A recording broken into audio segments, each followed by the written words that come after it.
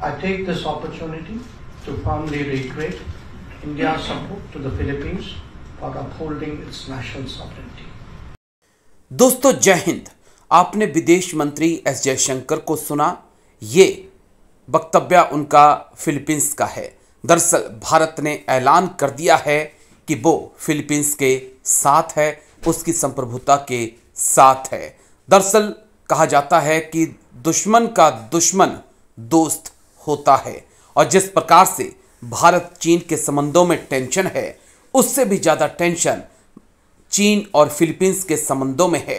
यही कारण है कि भारत और फिलीपींस की नज़दीकियां लगातार बढ़ रही हैं, और भारत ने चीन के स्ट्रिंग ऑफ पल्स का जवाब देते हुए डायमंड ऑफ रिंग्स को पूरा करने का फैसला कर लिया है।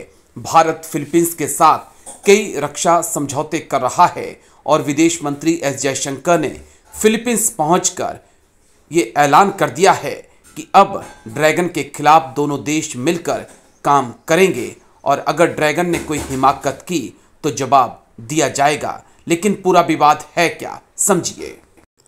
चीन और फिलीपींस के बीच स्कारबोरो और स्पेटली आइलैंड को लेकर विवाद है। फिलीपींस के स्पेशल इकोनॉमिक जोन में चीन घुसता है। फिलीपींस में अमेरिका के 4 सैन्य बेस भी हैं।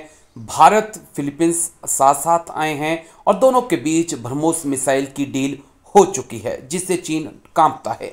दक्षिण चीन सागर पर विवाद है। दक्षिण चीन सागर पर चीन दावा करता है। सेकेंड थॉमस लूक पर तनाव। चीन ने यहां बनाए कई आर्टिफिशियल आइलैंड, और कई आइलैंड पर चीन ने सेना को तैनात किया, और उन आइलैंड का हवाला देकर चीन अपने स्पेशल इकोनॉमिक जोन को लगातार आगे बढ़ा रहा है, जिससे फिलीपींस, वियतनाम जैसे देश जो हैं वो परेशान हैं। लेकिन अब इन देशों को भारत का साथ मिल चुका है।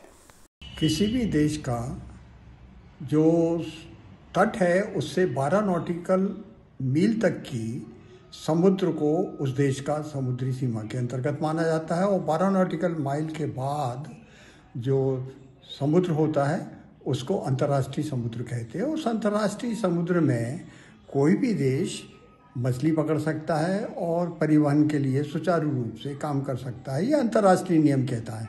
लेकिन चीन इस बात को नहीं मानता।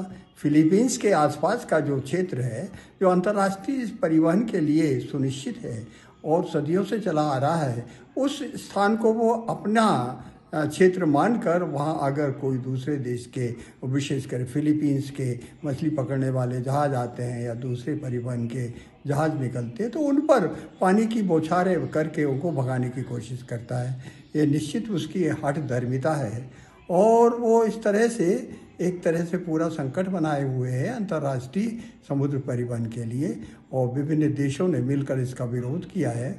और ये उसकी वो चाल है जिसके तहत वो ताइवान पर अपना कब्जा करना चाहता है। उसको चारों तरफ से अपने लड़ाकू जहाज़ों से और समुद्र से, सबमरीन से एक तरह से घेर रखा है, और वहाँ पेट्रोलिंग करता है।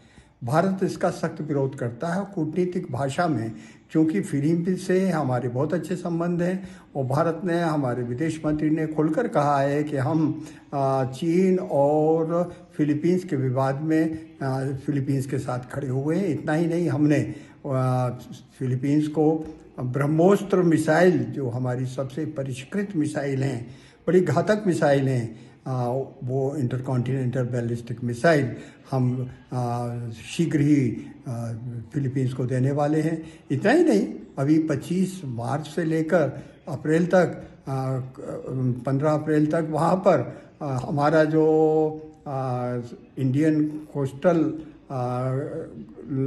ग्रुप है, माने भारतीय तटरक्षक जहाज जो है वहाँ गए हुए हैं, और वो वहाँ अन्वेषण कर रहे हैं। विशेषकर प्रदूषण जो होता है, जल प्रदूषण, तेल गिरना का, उसको कैसे शुद्धिकरण करना, इस तरह के काम में मदद कर रहे हैं। ये एक डिप्लोमेटिक भाषा में, कूटनीतिक भाषा में चीन को एक कड़ा संदेश है कि छोटे देशों को हड़पने की, परेशान करने की आप चेष्टा ना करें।